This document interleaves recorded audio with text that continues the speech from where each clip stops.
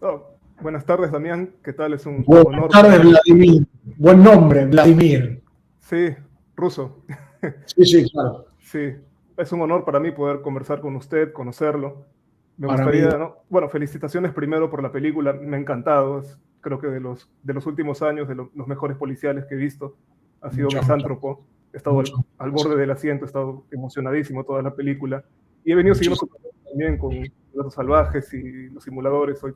Soy un fan, me confieso. Sí. muchas gracias. Muy agradecido. Sí, bueno, quería preguntarle cómo, esta es su primera película en Hollywood, quería preguntarle cómo logró abrirse las puertas de Hollywood. Y a los golpes, a los golpes. Fue una experiencia muy dura, lo vengo diciendo en varios reportajes.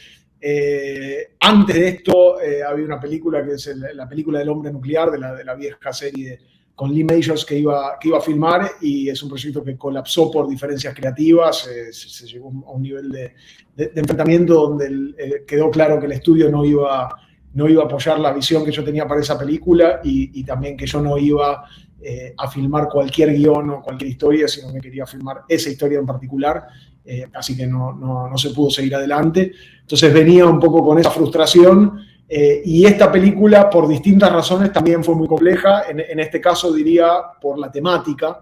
Sí, es una Puntual. temática muy fuerte, ¿no? Sobre todo para el público norteamericano, es algo que les Sí, toca. muy fuerte, que se puso más fuerte en la medida que nos acercábamos al rodaje, porque cuando yo empecé a escribirla y a pensarla, la película era computada como un thriller, y la condición de asesino en masa del villano era tomada como una particularidad, digamos, que en vez de ser un asesino serial, era un asesino, un homicida en masa, pero no dejaba de ser un thriller, y de estar enmarcada dentro de ese género.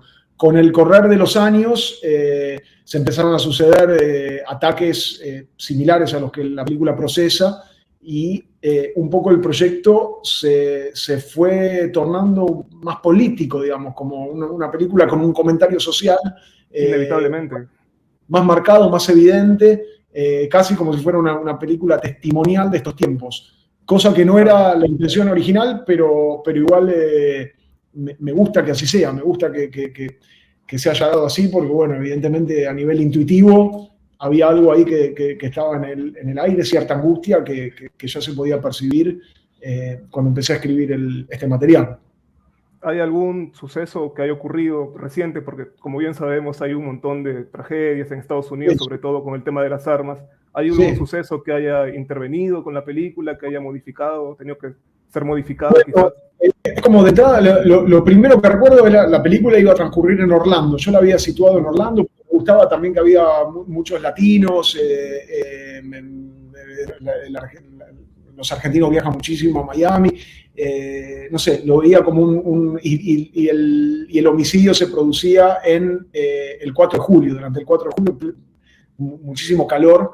Eh, en Orlando. Y ahí hubo un primer asesinato en masa, uno de los primeros, de un tipo que entró a un bar en Orlando y mató, creo que a 9 personas.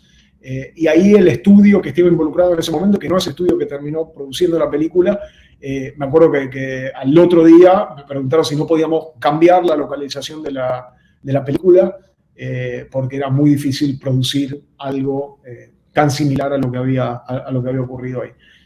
Y después, bueno, lo volví a Atlanta, después pasaron otras cosas también por Atlanta, lo volví a cambiar. Pero a partir de ahí, o sea, se produjeron muchos ataques. El de Nueva York, del tipo que atropelló con un camión a Sí. muchos transeúntes y algunos ciclistas que eran de hecho argentinos. Bueno, el de Las Vegas fue el caso quizás más resonante, del tipo que disparó desde un hotel, que disparó un concierto de gente. Y bueno, eran todas situaciones que eran de alguna forma similares a los episodios que la película narraba, con la particularidad de que estos homicidas eran apresados o se suicidaban en el lugar, y no eran tipos que estaban tan entrenados en el uso de armamento como el villano, entre comillas, de esta película. Claro, y ese es otro tema de la película, ¿no? Es el villano de esta película es una persona súper que está, ¿no?, en contra de la humanidad, parece que no. Y los protagonistas también son personajes complejos. Quería preguntarte, ¿no? Si tal vez había una intención de hablar sobre la salud mental o sobre comentario social en la película. Mirá, no es que haya sido una intención, como si dijese algo que me propuse a priori, es el resultante de explorar este relato y este conflicto y entendiendo, bueno, quién está detrás de un ataque semejante, porque lo primero que se me ocurrió es el ataque en Año Nuevo o en el medio de una celebración, donde hay gente festejando y bailando y escuchando música estridente y a metros hay otros que están cayendo como moscas, porque hay un tipo disparando, pero que conviven, ¿viste? El horror y la celebración en un mismo plano incluso. Entonces, eso fue lo primero, y después lo que quería entender era, bueno, quién estaba detrás de un acto de semejante crueldad o de falta de humanidad o de tanta frialdad, quién puede cometer semejante atrocidad, y ahí fui adivinando los rasgos de este homicida, tanto como de las personas que lo buscan. Creo que las enfermedades mentales están tan es casi imposible no tener alguna para vivir en una sociedad como la que tenemos. Es decir, es una sociedad que fuerza e invita a la neurosis como mínimo, digamos. Porque, bueno, muchas de las cosas que hacemos a diario no son naturales, no están internamente, hay una entidad que está en permanente lucha con otra entidad que también somos y que reprime a esa primera. Como si dijese que hay un gorila que está tratando de salir todo el tiempo, todos los días, al que lo tenemos que forzar a comportarse civilizadamente. Claro, por supuesto. Creo que nunca va a existir, pero esta sociedad es así. Y, por supuesto, con niveles de hostilidad, de injusticia, de pérdida de tiempo. No es fácil ser feliz, no es fácil. Sí, como en Relatos Salvajes, pero creo que ahí va más por el lado del placer de explotar, ¿no? De explotar contra la sociedad, las injusticias. Bueno, el caso de Bombita. De alguna forma, Relatos Salvajes, obviamente que trataba también ese tema. Lo que pasa que la persona que explotaba en Relatos Salvajes era el ciudadano de a pie, si se quiere, el ciudadano común.